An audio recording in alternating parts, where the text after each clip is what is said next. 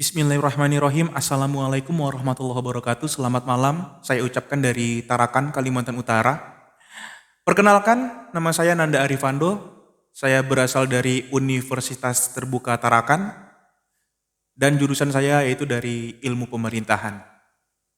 Pada diskusi 4, kita disuruh menjelaskan berkaitan dengan keterampilan berbicara, membuat video, yang topiknya itu adalah COVID-19.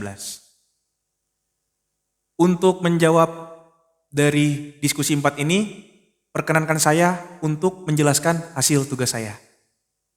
Dalam menyelesaikan tugas ini, saya akan menjelaskan apa itu kerangka gagasan.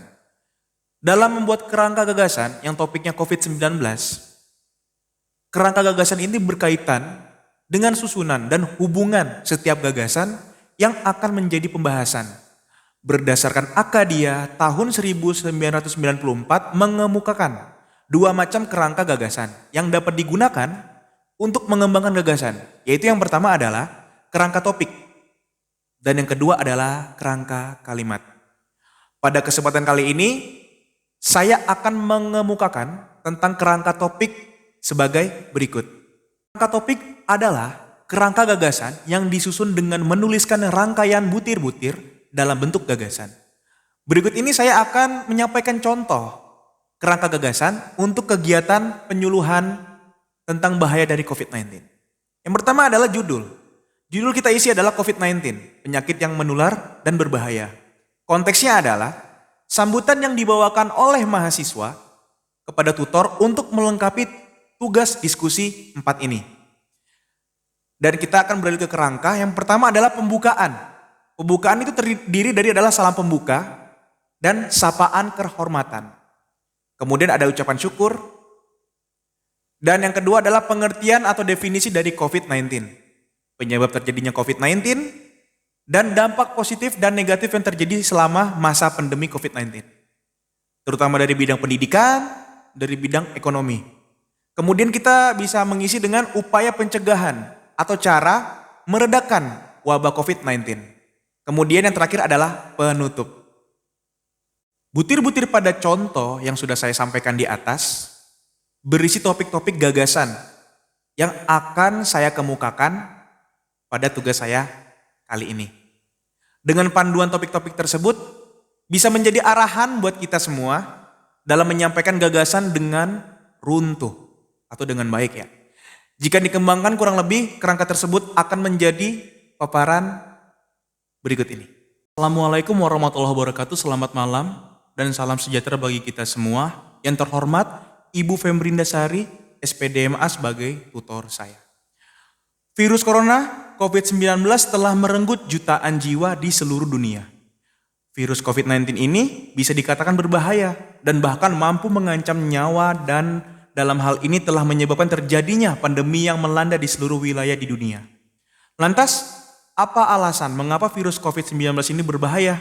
Namun sebelum membahas mengenai alasan-alasan tersebut, saya akan menjelaskan apa itu virus COVID-19. Virus corona adalah virus yang menyerang sistem pernapasan. Penyakit akibat infeksi virus ini biasa disebut COVID-19. Virus corona bisa menyebabkan gangguan ringan pada sistem pernapasan, infeksi paru-paru, hingga bisa menyebabkan kematian. Infeksi virus corona pertama kali ditemukan di Wuhan, di negara Cina pada akhir Desember tahun 2019. Ini menular dengan sangat cepat dan menyebar ke hampir seluruh negara, termasuk di Indonesia. Hanya dalam waktu beberapa bulan. Banyak yang menganggap bahwa virus corona ini merupakan virus yang mematikan di dunia. Pasalnya virus corona bukanlah jenis virus yang mematikan dunia. Dalam hal ini virus yang terbilang lebih berbahaya dari virus corona adalah virus Ebola, yang bisa membunuh sekitar lebih dari 50% orang yang terinfeksi. Virus corona juga tidak bisa dikatakan merupakan virus yang paling mudah menular di dunia, karena setiap satu orang yang tertular virus ini mampu menularkan sekitar 2-3 orang. Sedangkan jika dibandingkan dengan campak dan cacar air, setiap satu orang mampu membuat 12-18 orang tertular. Meskipun bukan merupakan jenis virus yang paling berbahaya, infeksi virus corona tidak bisa kita sepelekan. COVID-19 dapat menyebabkan gejala ringan hingga berat, Sekitar 80% kasus dengan gejala ringan seperti pilek, sakit tenggorokan, batuk, dan demam dapat pulih tanpa perlu adanya perawatan khusus. Namun, sekitar 1 dari setiap 5 orang mungkin akan menderita sakit yang parah seperti disertai pneumonia atau kesulitan bernafas yang biasanya muncul secara bertahap. Orang yang berusia lanjut dan orang-orang yang memiliki riwayat penyakit seperti diabetes, tekanan darah tinggi, penyakit jantung, paru-paru, atau kanker, mereka biasanya lebih rentan untuk menjadi sakit parah karena adanya dampak dari virus COVID-19 ini. Dampak negatif dari adanya COVID-19 ini sangat memiliki pengaruh besar, terutama dari sisi ekonomi yang semakin melemah dikarenakan diterapkannya isolasi mandiri terhadap masyarakat guna untuk mengatasi kasus COVID-19 yang semakin meningkat. Namun dalam hal ini ada dampak positif yang bisa didapatkan terjadinya dari kasus COVID-19 ini, yaitu kita bisa mengambil pelajaran bahwa dalam menjaga kesehatan diperlukan kesadaran dari diri sendiri, terutama makan makanan yang bergizi, menjaga kebersihan diri, sehingga dalam hal ini adalah proses awal agar masyarakat sadar betapa pentingnya kesehatan itu. Melihat perkembangan hingga saat ini lebih dari 50% kasus konfirmasi telah dinyatakan membaik dan angka kesembuhan akan terus meningkat.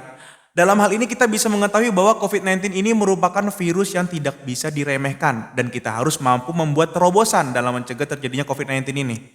Terutama dalam menjaga diri sendiri dari virus tersebut, misalnya seperti memperkuat imun tubuh agar tubuh mampu melawan virus tersebut. Rutin mencuci tangan, hindari keramaian, isolasi diri ketika sakit, selalu kenakan masker, mempersiapkan obat-obatan seperti vitamin untuk menjaga tubuh dan juga disinfektan untuk membersihkan lingkungan kita yang ada di rumah terutama. Demikian itu hasil dari gagasan saya, yaitu gagasan tentang bahaya dari COVID-19. Jika ada kurangnya mohon dimaafkan. Assalamualaikum warahmatullahi wabarakatuh. Selamat malam.